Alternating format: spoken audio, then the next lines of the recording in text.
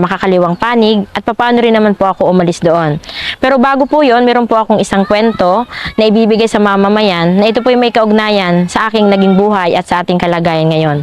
Narinig niyo na po ba ang kwento ng mag-ama at ang kalabaw? Sabi nga po, sa isang lugar po, meron pong mag-ama na galing sa kanyang bukid. Ito po yung meron po silang kalabaw na galing sa pagtitrabaho. Sabi po nung kanyang tatay, anak, mabuti pa, sakyan mo na yung ating kalabaw para makauwi na tayo sa ating bahay. Ang ginawa po ng bata, sinakyan niya yung kalabaw. Pagdating po sa una-unahan, sabi po ng mga tao, tamo nga naman yung batang yan, walang awa sa ama.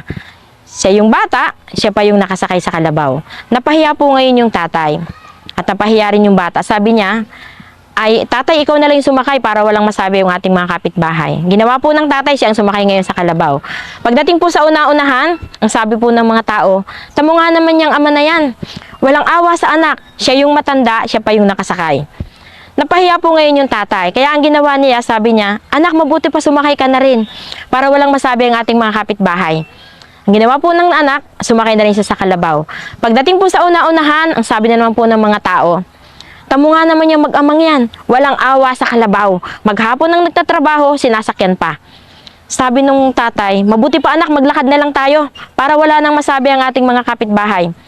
Ang ginawa po nila, hinilan nila si kalabaw. Pagdating po sa kanilang bahay, sa nag-uupukan uling mga tao, alam niyo po ba kung anong sabi ng kanyang mga kabarangay?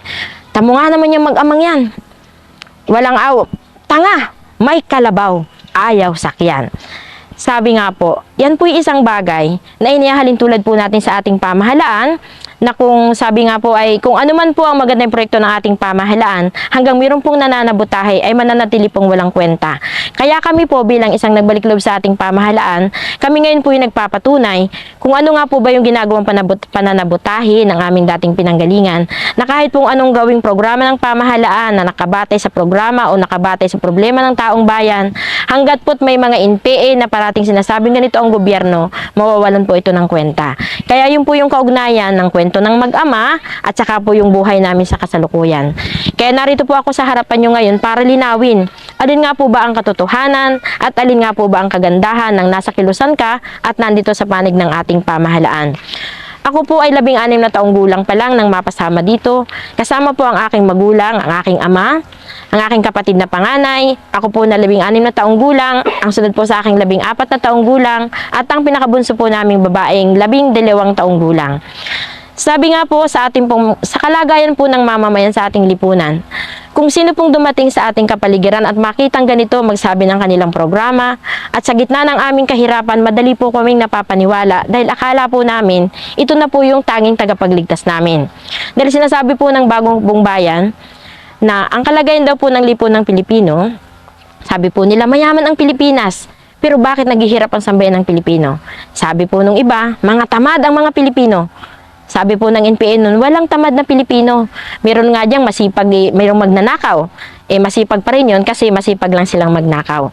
Sa ganung kalagayan po, ipinakita nila sa amin na, ipinakilala ng hukbo na ang revolusyon, ang tanging solusyon sa fundamental na problema ng sambayan ng Pilipino.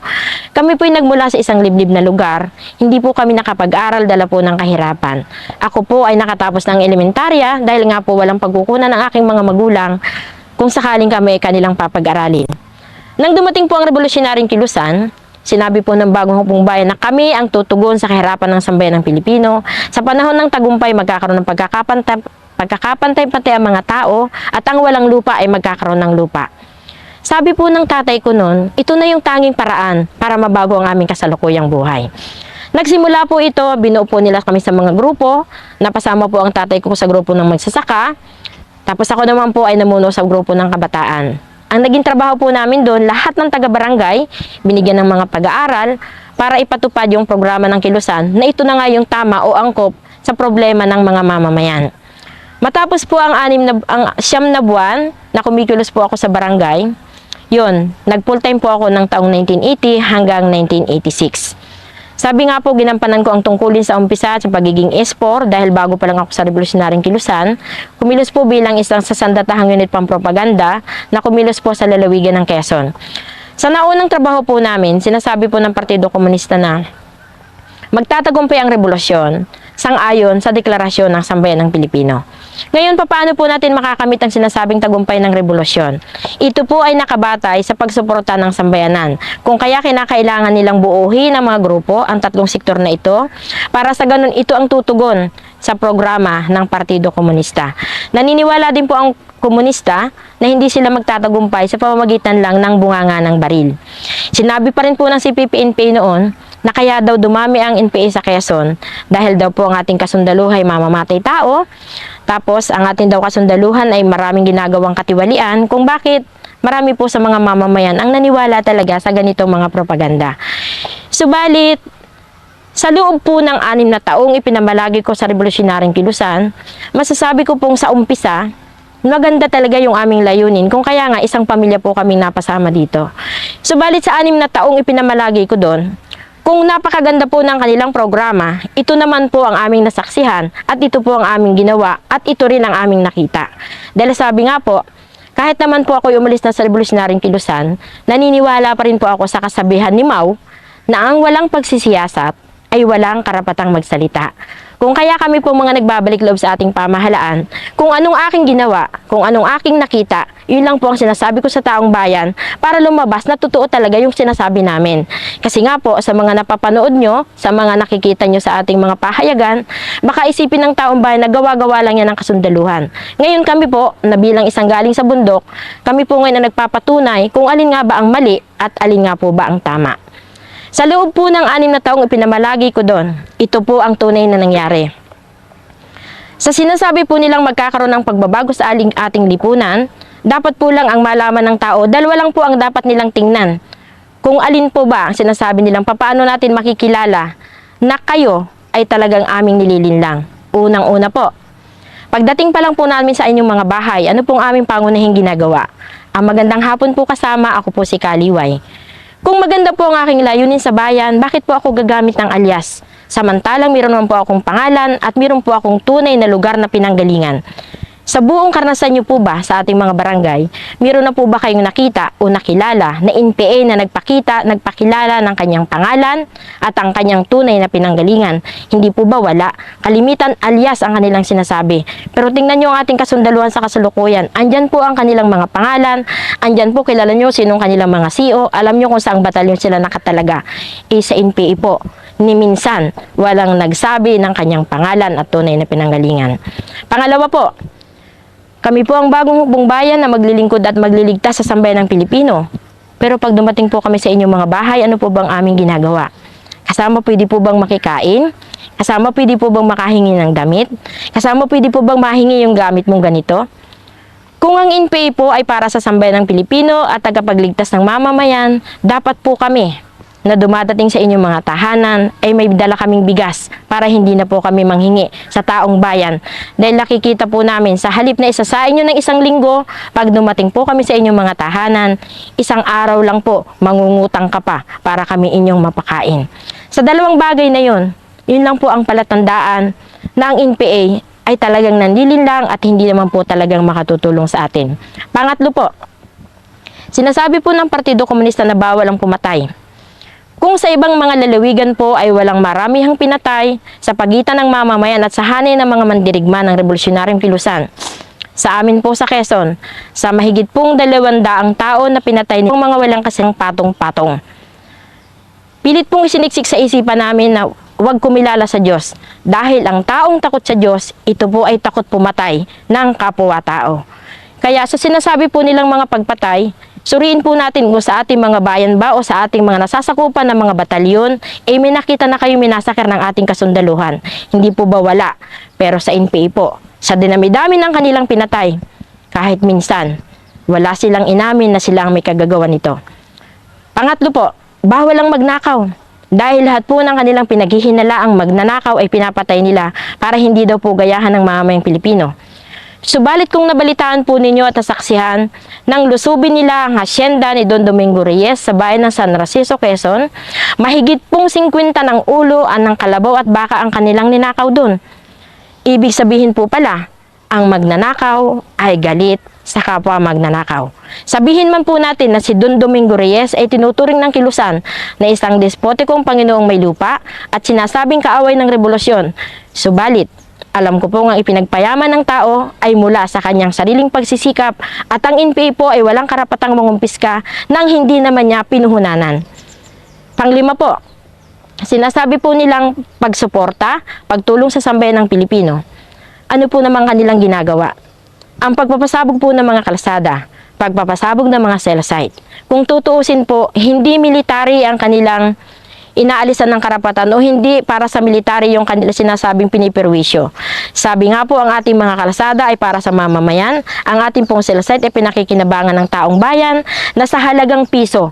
Ang impormasyon mo ay makakarating sa iyong kamag-anak sa malayong lugar na hindi ka nagagastos ng malaki. Ay kung sakaling pasabugin po nila, sino po ngayon ang apektado? Hindi po yung sundalo, kung hindi ang buong sambayan ng Pilipino. Sa ganung kalagayan po, may makikita po ba tayo na ang sinasabi ng NPA na ang tagumpay nila ay para sa taong bayan? At ang sinasabi po nila na magkakaroon ng pagkakapantay-pantay, totoo po, natupad na yun mga kasama, mga kababayan. Natupad po ang sinasabi lang magkakaroon ng pagkakapantay-pantay, pero ito po isa paraang pag kayo ay namatay, pantay-pantay po yung ating paa sa hukay. Isa pa rin pong sinasabi nila, kung kaya isang pamilya po kaming napasama dito. Sabi po ng NPA noon, sa panahon ng tagumpay na, sino mang walang lupa ay magkakaroon ng lupa. Kasi mayroon pong programa ang CPP-NPA na yung Rebolusyong Agraryo, mayroon pong minimum at maximum na layunin sila. Ang una po, ang minimum, ang pagpababa o pagbabago ng partihan sa ani. Sa panahon ng pong sila mayroong organisadong lugar, ang gagawin po nila doon, yung mga magsasaka palalapin sa isang Panginoong may lupa para hilingin na maging tersyong baliktad ang partihan dahil nga daw po, ang mamamayan naman ang tunay na naghihirap ay bakit ang tatanggap ng malaking biyaya ay ang Panginoong may lupa. Subalit kung mabago po ang partihang yon, tama nagkaroon po ng mga tersyong baliktad. Dalawang parte po ang sa mamamayan, isang parte na po sa Panginoong may lupa. Subalit pag nagtagumpay po sila, ano namang ginagawa ng revolusyonaryong kilusan? Hihingi naman sila ng 10% sa tagumpay sa ani. Ibig sabihin po doon, na bago nga yung partihan, pero sinigurado lang ng kilusan na meron silang pangmatagalang mapagkukunan ng buwis, bukod pa po sa hinihingi nilang butaw sa sambayan ng Pilipino. Sabi rin po nila sa mga organisadong lugar, kasama wag na kayo magbuwis sa pamahalaan. Dahil ang buwis niyong ibibigay sa pamahalaan ay hindi, ang gagawin lang po nila ay ipagpapasweldo sa nakaupo sa kapangyarihan na wala daw pong ginawa kundi magpalaki ng tiyan. Pero suriin po natin mga kababayan, ang buwis po natin sa pamahalaan sa anyo lang ng sedula na kung tubusin mo ay isang beses lang sa loob ng isang taon. Ang pagbubuwis mo sa lupa na nakadepende pa sa luwang at laki nito, na kung ayaw mong magbuwis, hindi ka rin inoobliga ng gobyerno. Ang pagbubuwis mo sa mga tindahan na pwede mo ring dayain, sa halip na ang puhunan mo 10,000, gawin mong 5,000 para lang lumiit yung iyong bibigay na buwis. Pero hindi po tayo inoobliga ng pamahalaan na sapilitan kang magbuwis sa kanila. Subalit, ang buwis pong ibinibigay natin sa ating pamahalaan, may nakikita kayong kinalalagyan. Andyan po ang ating mga kalsada, andyan po ang ating mga eskwelahan, na kung saan ipinapakinabangan ng sambayan ng Pilipino.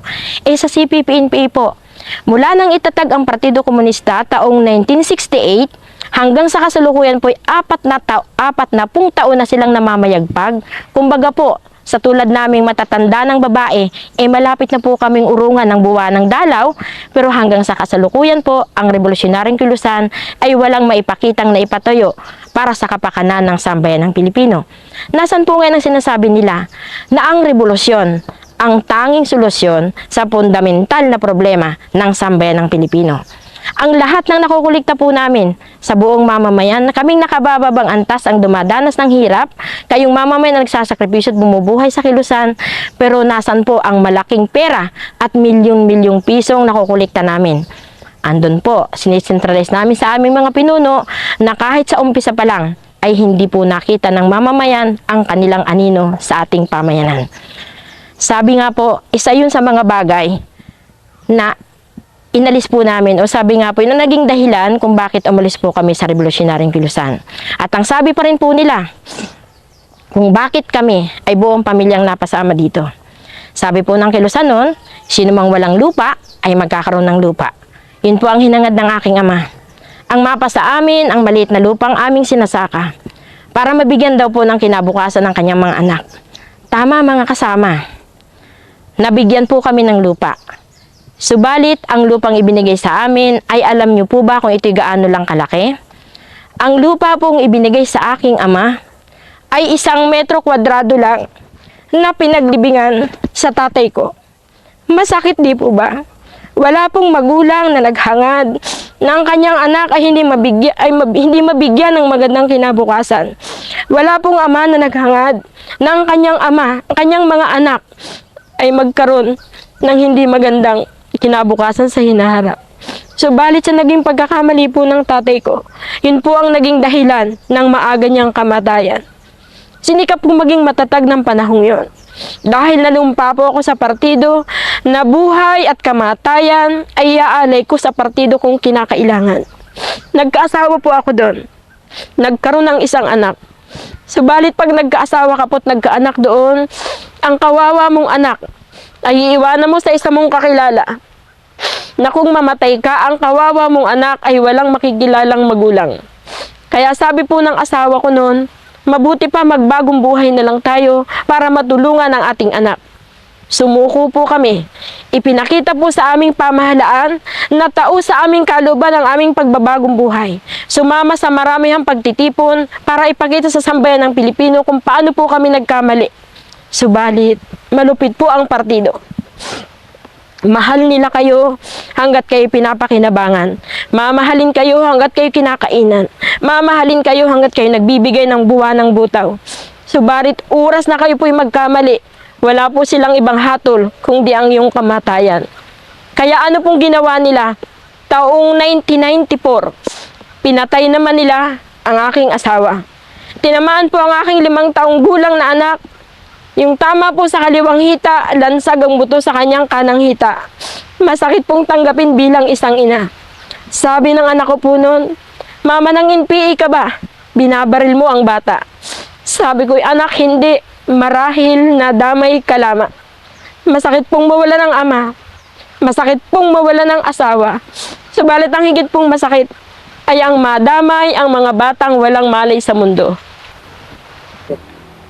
Kaya sa pagkakataon pong ito, ako po'y nagpapasalamat sa ating pamahalaan dahil sa kabila po ng nagawa naming mga kasalanan, sa kabila po ng naging kaaway kami ng batas noong panahong araw, binigyan pa po nila kami ng pagkakataon para makapagbagong buhay. Kaya kami po'y nagpapasalamat dahil sabi nga po, hindi pa rin pala huli ang lahat para sa gustong magbagong buhay. Narito po kami ngayon, hindi po para magyabang kung paano po kami naging espesyal. At saka po ako po mga nagbalik loob sa pamahalaan, nabigyan ng pagkakataong makapagbagong buhay. Sana po, ang ating pagiging espesyal ay hindi po natin ipagmalaki sa ating sarili. May kanya-kanya po tayong kaalaman na dapat panindigan at ibahagi po sa sambayan ng Pilipino. Dahil sabi nga po, kapag nagyabang tayo at ipinagmalaki ang ating kalagayan, ito rin po yung magiging dahilan ng maagang pagbagsak natin. Hindi po masamang magpakumbaba, hindi po masamang humingi ng tawad. Ang atin lang pong dapat gawin kung saan po tayo nararapat na lumagay at kung ano po ang dapat nating maitulong ay gawin po natin ng bukal sa ating kalooban ng walang pag-aalinlangan. Sa ganung kalagayan lamang po, may papakita natin sa buong sambayan ng Pilipino na ang ating pagbabagong buhay ay taos sa ating kalooban. Subalit, alam niyo po ba, ang kapalit ng ginagawa namin pagsasalita sa harap ng maraming tao, ito po'y kamatayan din namin. Subalit, maligaya po akong mamamatay. Ang mahalaga po'y nakahingi ako ng tawad sa sambayan ng Pilipino, na patunayan ko po sa ating pamahalaan at sa kasundaluhan na ganap ang aking pagbabagong buhay. At sana po, sa lahat ng nakikinig, ay maging aral po ang kasaysayan ito at wag na po nilang hangarin na magkaroon pa ng isang kaliway na pagdating ng araw ay walang magandang makikakahinantungan ang buhay.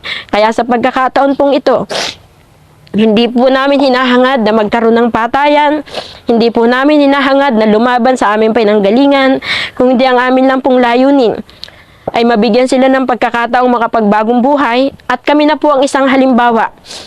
Kung sakaling may nagnanais pong magbalik loob, Huwag po kayong mag-atubiling lumapit sa ating pamahalaan para mabigyan po kayo ng panibagong bukas pagdating ng araw ay mapakinabangan po ng ating buong pamilya.